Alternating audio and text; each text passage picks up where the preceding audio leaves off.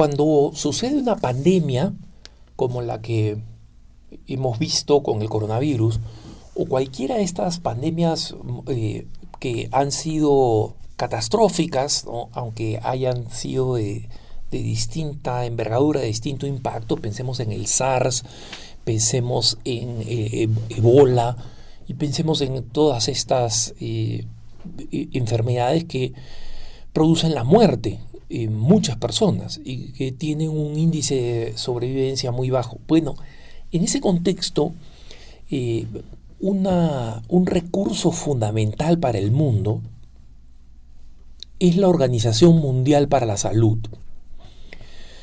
Y en consecuencia, cuando nosotros vemos esta organización que forma parte de las Naciones Unidas, esta división de las Naciones Unidas, estamos esperando, obviamente, tremendo profesionalismo y una preocupación por aquellas cosas que tienen que ver con la salud, ¿no? Y específicamente, la Organización Mundial de la Salud es para la salud física, ¿no? Nadie está esperando de la Organización Mundial de la Salud que dé recomendaciones espirituales, ¿no? De cómo mejorar, cómo sobrevivir. No. La Organización Mundial de la Salud, aunque también estudia impactos psicológicos, digamos, porque forman parte integral del concepto de salud, tiene que seguir el caso de los virus que pueden transmitirse de animales a humanos, ¿no? Y tienen que seguir cómo procede esta enfermedad, cómo se transmite, y luego tiene que investigar cómo la población se puede inmunizar, si es de manera natural o si tiene que ser por medio de una vacuna, ¿no? Ese es el trabajo de la Organización Mundial de la Salud. Y claro, ustedes me dirán, pero Alejandro, eso lo sabemos y además durante toda la temporada del coronavirus prestamos atención, digamos, a lo que decía la Organización Mundial de la Salud. Efectivamente, hermanos, pero ese es el punto. ¿Por qué? Porque durante la pandemia, en medio de la pandemia, la Oficina Regional para Europa de la Organización Mundial de la Salud, que está en Colonia, en Alemania, ¿no? La oficina regional, en media pandemia, publicó un manual de la nada, sin que nadie les pidiera, ¿no? Cuando el mundo quiere que la Organización Mundial de la Salud esté dispuesta, digamos, a combatir una epidemia, un documento llamado Estándares de Educación Sexual para Europa. Y miren, hermanos, si alguno de ustedes está escuchando este punto de vista con niños cerca, por favor, hagan una pausa y retómenlo un poco después, o digamos, hagan que los niños se entretengan con otras cosas por ahora, porque voy a citar este documento. O sea, no voy a utilizar palabras vulgares ni nada por el estilo, pero las cosas que este documento dice son absolutamente horrorosas desde el punto de vista de la sexualidad y son completamente pervertidas. Entonces, y no me gustaría quedarme en los adjetivos, porque quiero que ustedes sepan exactamente lo que este documento dice, ¿no? Y este documento, por si acaso, está dirigido a profesores, a educadores, no está dirigido a personas que consumen pornografía, aunque pareciera. Entonces, este documento, aprobado y distribuido para Europa, en los días más graves del coronavirus, o sea, esto fue a finales de abril y comienzos de mayo, la Oficina Regional para Europa dio una serie de avisos, ¿no?, que realmente señalan cosas extremadamente preocupantes, ¿no? Por ejemplo, en la página 27, cuando habla de la necesidad de una educación sexual holística, o sea, integral, acá estoy citándolos textualmente, ellos usan este concepto, educación sexual holística. Entonces, en la página 27 de este documento dicen, este es el principio según el cual la educación sexual está basada firmemente en la igualdad de género, en la autodeterminación y en la aceptación de las diversidades.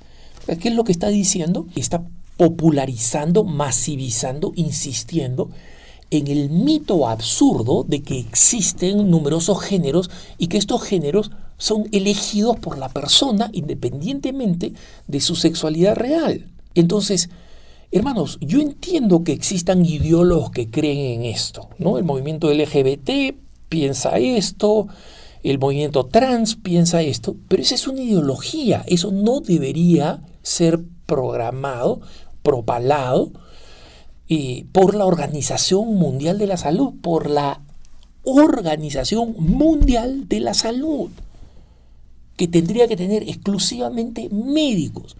Los sociólogos de género, los psicologuitos de medio pelo, ninguno de esos debería estar incluido en la Organización Mundial de la Salud. Tienen que ser médicos, virólogos o especialistas en estadísticas virológicas, etc. No estos ideólogos pagados con tu dinero y con mi dinero, porque la contribución de nuestros países a la Organización Mundial de la Salud para que funcione es una contribución que sale de nuestros impuestos. Entonces los padres de familia europeos no pagan para esta basura, ¿no? Y peor todavía, en la página 40 dice lo siguiente: es necesario enseñar, o sea, que estoy citando textualmente, a los que tienen de 0 a 4 años, ojo, no dicen niños, porque no quieren caer pues en dar un género, decir hombres y mujeres, en los que tienen de 0 a 4 años, ¿no? Hay que enseñarles el disfrute y el placer de tocar el propio cuerpo, es decir, la masturbación infantil temprana. No estoy inventando esto. Early Childhood Masturbation, ¿no? O sea, la masturbación infantil temprana. De 0 a 4 años, hermanos. ¿Qué dicen los que tienen niños o han tenido niños de 0 a 4 años? ¿Qué opinan de esto? Entonces, ¿qué hace la Organización Mundial de la Salud programando esto? ¿Y por qué insisto en esto? Porque alguien puede decir, pero Alejandro, mira, la mayoría de nosotros vivimos en América Latina o en España, en los Estados Unidos, donde digamos no hay esa insistencia masiva en estos problemas, ese es un problema del centro de Europa. De acuerdo, hermanos, y es poco simpático, y no es que me alegre hablar de estas cosas, pero la razón por la cual me parece importante que compartamos y conozcamos de estas políticas es para que veamos cómo organizaciones que deberían ser esencialmente dirigidas a responder a problemas específicos a nivel internacional han sido copadas y controladas por la ideología de género de forma completa. De forma completa. Y lo peor de todo, hermanos, es que esta ideología de género es tan bizarra y tan absurda que lleva a tales contradicciones humanas y a tales conflictos de derechos desde el punto de vista jurídico y desde el punto de vista internacional, que algún momento en el futuro nos vamos a avergonzar de que la humanidad haya considerado esta basura como algo que realmente amerita ser incluido e impuesto ideológicamente. Y no va a ser la primera vez que la humanidad se avergüenza de esto, hermanos. Esa operación brutal que conocemos con el nombre de lobotomía, ¿no?